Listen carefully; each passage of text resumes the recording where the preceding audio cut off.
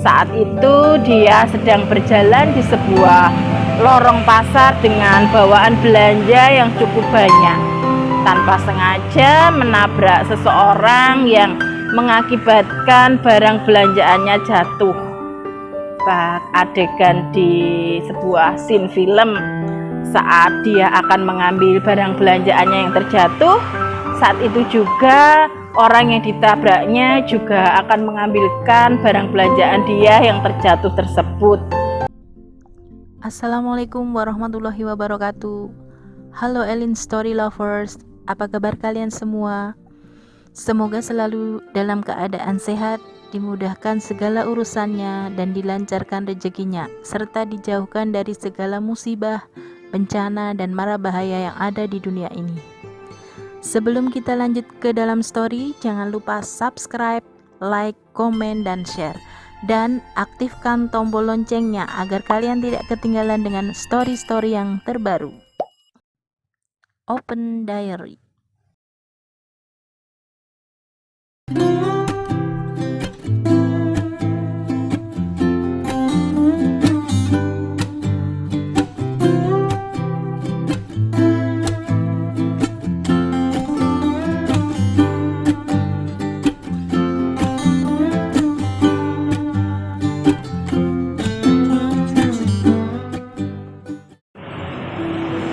Assalamualaikum warahmatullahi wabarakatuh. Halo Elin Story Lovers, apa kabar kalian hari ini?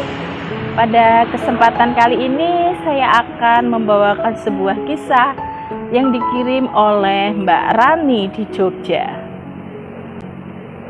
Perkenalkan, namaku Rani. Aku tinggal di Yogyakarta. Melalui channel ini aku ingin berbagi kisah sahabatku, sebut saja namanya Dia. Diary. Aku tidak bermaksud mengumbar kejelekan orang lain, namun berharap ada hikmah yang bisa diambil dari kisah sahabatku ini. Dia adalah nama teman mainku sejak kami masih kecil. Rumah kami juga berdekatan, hanya selisih satu rumah.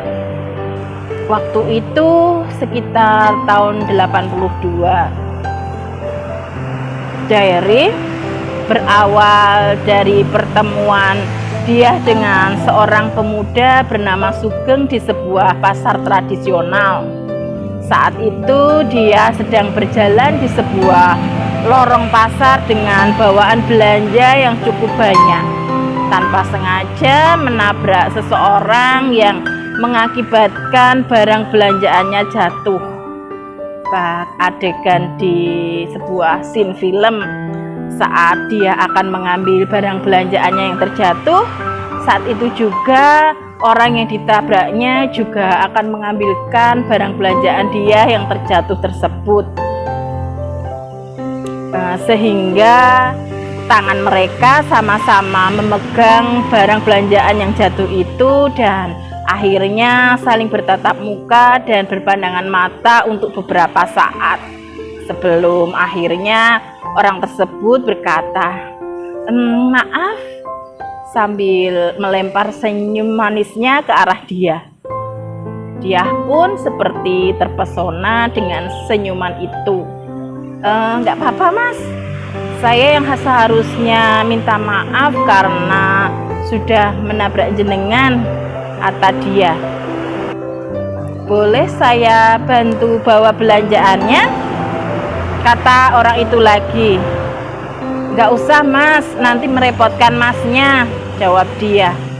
"Nggak repot mbak," sahut orang itu sambil setengah memaksa membawakan barang belanjaan dia yang cukup banyak itu. "Saya Sugeng mbak." "Kalau mbaknya siapa ya?" kata orang itu memperkenalkan diri. Saya Dia mas," jawab dia. Diary. Sesaat kemudian mereka berjalan keluar pasar menuju pangkalan becak sambil ngobrol ringan. "Nanti saya boleh main ke rumah Mbak Dia nggak?" katanya orang tersebut yang diketahui bernama Sugeng setelah dia duduk di dalam sebuah becak. Boleh Mas Sugeng boleh main ke rumah saya kapan aja Mas Sugeng mau, jawab dia yang sepertinya sudah kepincut dengan Sugeng. Entah apa yang membuat dia tertarik pada sosok pemuda bernama Sugeng itu, aku sendiri tidak tahu. Diary. Setelahnya Sugeng pun secara intens main ke rumah dia, hingga akhirnya orang tua dia meminta supaya Sugeng melamar dan menikahi dia karena mereka sudah menjadi bahan omongan tetangga. Diary. Singkat cerita, Sugeng dan dia pun menikah. Tahun 83 lahirlah anak pertama mereka, dan di tahun 86 lahir anak kedua mereka. Diary. Dia orangnya selalu terbuka padaku. Dia suka berbagi cerita denganku, termasuk soal kehidupan rumah tangganya, bahkan sampai soal hubungan seksnya dengan suami. Menurut cerita dia padaku, dia jarang sekali mencapai orgasme saat berhubungan intim dengan suaminya. Di saat dia akan mencapai puncak, suaminya sudah lemas duluan. Kemudian suaminya segera ke kamar mandi untuk membersihkan diri dan meninggalkan dia begitu saja. Bisa dibayangkan bagaimana perasaan dia saat seperti itu. Dan itu terjadi hampir setiap kali mereka melakukan hubungan intim. Hingga akhirnya dia pun mencari pelampiasan dengan cara selingkuh dengan lelaki lain. Sebagai sahabat, aku sudah memperingatkan dia agar tidak selingkuh dengan lelaki lain, karena itu perbuatan yang dilarang Tuhan dan itu dosa besar.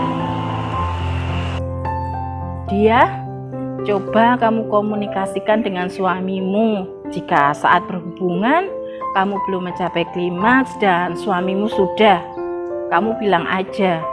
Jangan malah mencari laki-laki lain untuk memuaskan hasratmu.